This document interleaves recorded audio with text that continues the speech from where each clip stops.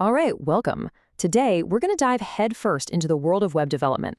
In just the next few minutes, we are going to break down exactly what it is, how it all works, and honestly, why it might be one of the most important skills you can learn right now. So, let's get into it. I mean, have you ever really thought about it?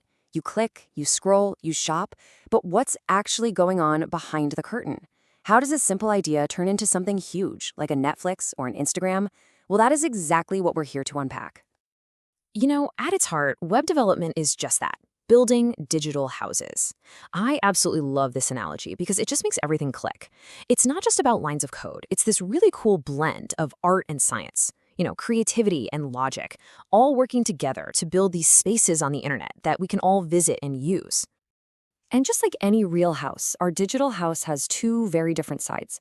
You've got the part you see and interact with, and then you have all the hidden stuff, the infrastructure that makes it all run. In the web development world, we call these the front end and the back end. So, to put it simply, the front end is everything you see and touch. The layout, the colors, the buttons. It's basically the architecture and the interior design of our digital house.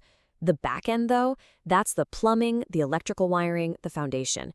It's all that behind-the-scenes magic that you never see, but the whole thing absolutely cannot function without it. So let's start with the front end, the part of the house you're probably most familiar with. It's built with three core technologies, and they all have to work together perfectly to create the experience you see on your screen. First up, you've got HTML. That stands for Hypertext Markup Language. This is the absolute bedrock, the skeleton of any website. It gives it the basic structure, the walls, the floors, the different rooms. Without HTML, all you've got is a jumbled mess of text and pictures with no shape at all. Okay, next we add CSS, which stands for Cascading Style Sheets. So if HTML is the skeleton, CSS is all the styling. It's the paint on the walls, the kind of furniture you pick out, the pictures you decide to hang up. It takes that raw structure from HTML and makes it look great and easy to use. And finally, there's JavaScript. This is the thing that brings the house to life. Think of it as the electricity and the plumbing. It's what lets you flip a light switch, or open a door, or turn on a faucet. On a website, that means things like clickable buttons, pop-up menus, all that dynamic content that actually responds to you. Okay, now let's sneak around back, behind the scenes, and into the engine room, the back end. This is the part of our digital house that a visitor never, ever sees, but it powers everything from logging you in to processing your online shopping cart. The back end really has three main jobs. First, the server. It does all the thinking and processing. Then the database. You can think of this like a giant, super organized library that stores all the site's information. And finally, you have APIs. That's application programming interfaces. They're like messengers that let your website talk to other services. For example, when you see a Google map on a restaurant's website, that's an API doing its job. So what happens when someone masters both of these sides? Well, they become what's called a full-stack developer. And going back to our analogy, this is the master architect, the person who can design the house, build the foundation, handle the plumbing, and do all the interior design. They can build an entire web application from top to bottom, which, as you can imagine, makes them incredibly valuable. Okay, so we've got a handle on what web development is. But why should you actually care about any of this? Let's talk about the payoff, because honestly, it's pretty huge. So what's in it for you? Well, for starters, we're talking about a field with an incredibly high demand for jobs, like all over the world.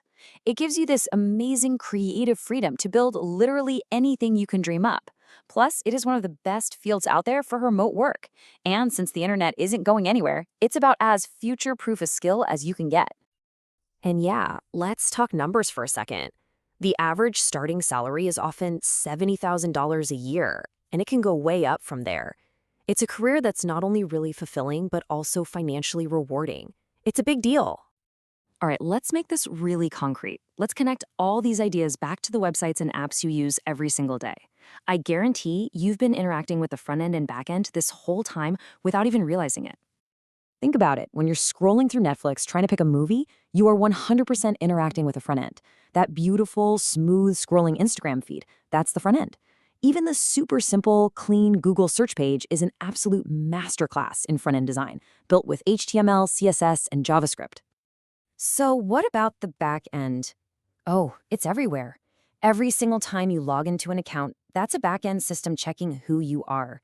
When you buy something online, the back-end is in the background, securely processing your payment. And every photo you've ever uploaded to Instagram, it's all stored and retrieved from a massive database, all thanks to some powerful back-end operations.